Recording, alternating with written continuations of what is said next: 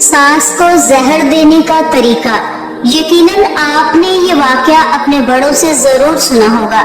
جس نے یہ واقعہ سنا ہے پلیز کمنٹ میں ضرور شیئر کیجیے گا۔ کافی عرصہ پہلے کی بات ہے کہ ایک لڑکی جس کا نام ہاجرہ تھا، اس کی شادی ہوئی۔ وہ سسرال میں اپنے شوہر اور ساس کے ساتھ رہتی تھی۔ بہت کم وقت میں ہی ہاجرہ کو یہ اندازہ ہو چکا تھا کہ وہ اپنی ساس کے ساتھ رہ ہی نہیں سکتی۔ ان دونوں کی شخصیت بالکل ایک دوسرے سے مختلف تھی اور ہاجرہ اپنی ساس کی بہت ساری عادتوں سے پریشان تھی۔ اس کی ساس ہر وقت ہاجرہ پر طنز کرتی رہتی تھی جو اسے بہت ناگوار گزرتا تھا۔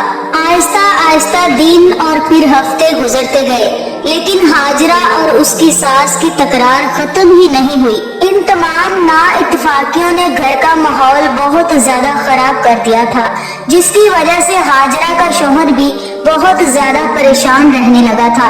آخر کار ہاجرہ نے یہ فیصلہ کیا کہ وہ اپنی ساس کا برا رویہ اور زیادہ برداشت نہیں کرے گی اور وہ اب ضرور کچھ نہ کچھ کرے گی۔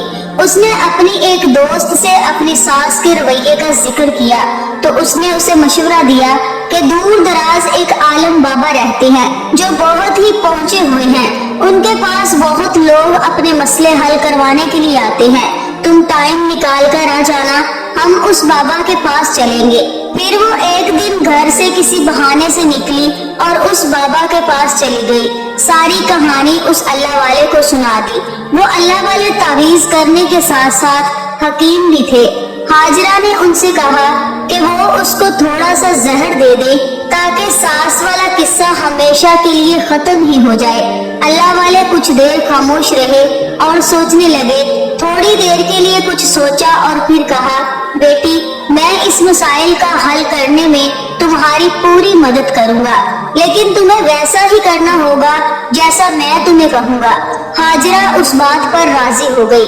اللہ والے اٹھے اور ایک کمرے میں گئے اور تھوڑی ہی دیر کے بعد واپس آئے تو ان کے ہاتھ میں کچھ جڑی بوٹیاں تھیں جو آتے ہی ہاجرہ کو دے دی۔ انہوں نے ہاجرہ کو کہا کہ تم اپنی ساس کو مارنے کے لیے فوری زہر کا استعمال نہیں کر سکتی، کیونکہ اس طرح سے لوگ تم پر شک کریں گے۔ اس لیے میں تمہیں یہ جڑی بوٹیاں دے رہا ہوں، یہ آہستہ آہستہ ان کے جسم میں زہر پھیلا دیں گی۔ تم ایسا کرنا کہ ہر روز تم کچھ نہ کچھ اچھا پکانا اور انہیں کھانا دیتے وقت اس میں یہ جڑی بوٹیاں ڈال دینا۔ اور ہاں، اگر تم چاہتی ہو کہ کوئی تم پر شک بھی نہ کرے کہ تم نے انہیں مارا ہے تو تمہیں یہ خیال رکھنا ہوگا کہ تمہارا رویہ ان کے ساتھ بہت دوستانہ ہونا چاہیے۔ ان سے لڑائی مت کرنا، ہر بات ماننا اور ان کے ساتھ ایک ملکہ کی طرح برتاؤ کرنا۔ ہاجرہ یہ سب سن کر بہت ہی خوش ہو گئی۔ اس نے اللہ والے کا شکریہ ادا کیا اور گھر چلی گئی۔ جلدی سے گھر پہنچی کیونکہ اب اسے اپنی ساس کو مارنے کا کام جو شروع کرنا تھا۔ ہفتے گزر گئے اور پھر مہینے۔ ہاجرہ روز کچھ نہ کچھ اچھا پکا کر اپنی ساس کو خاص طور پر پیش کرتی تھی۔ اسے یاد تھا کہ اللہ والے نے اس کو کیا کیا سمجھایا ہے اور کس طرح سے اس نے اپنا رویہ اختیار کرنا ہے اور کیسے کیسے اچھے کھانے کھلانے ہیں تاکہ اس پر کوئی شک بھی نہ ہو۔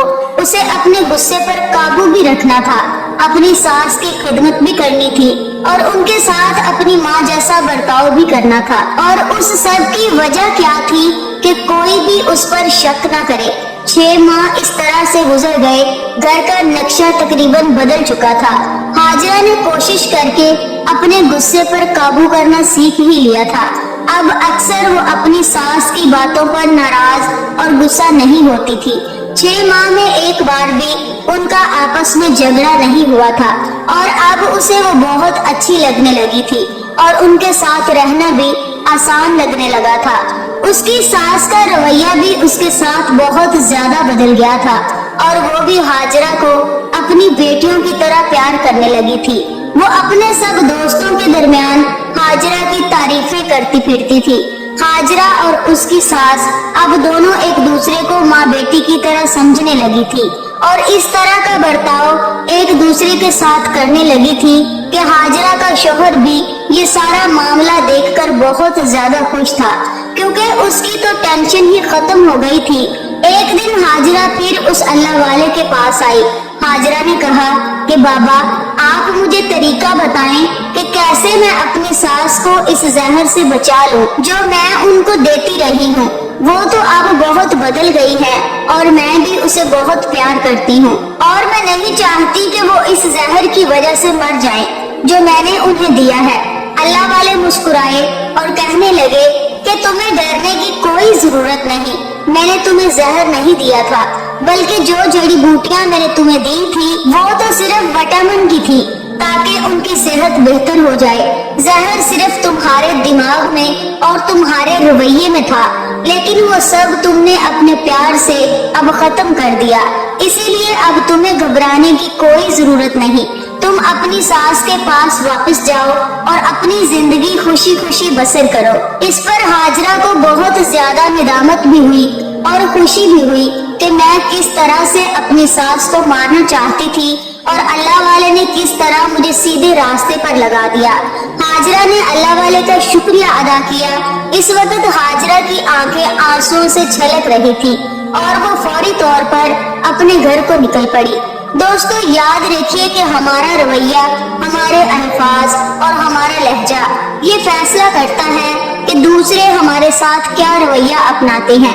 اسی لیے ہم اپنی بہنوں کو یہ مشورہ دیتے ہیں کہ اپنے گھر میں حاجرہ کی طرح خدمت کرنا شروع کر دیں، اور جو ہماری ساسو مائیں ہیں ان کے لیے بھی یہ گزارش ہے کہ اپنی بہو کو اپنی بیٹی سمجھو، بیٹی نہیں سمجھ سکتی تو بیٹی کے برابر تو سمجھو۔ اس طرح سے گھر کے معاملات بھی ٹھیک رہیں گے، اور مرد حضرات جب گھر کے معاملات سے پرسکون ہوتے ہیں تو اپنی زندگی میں کامیابیاں حاصل کرتے ہیں۔ امید کرتی ہوں کہ یہ ویڈیو تمام بہنوں کو ضرور پسند آئی ہوگی۔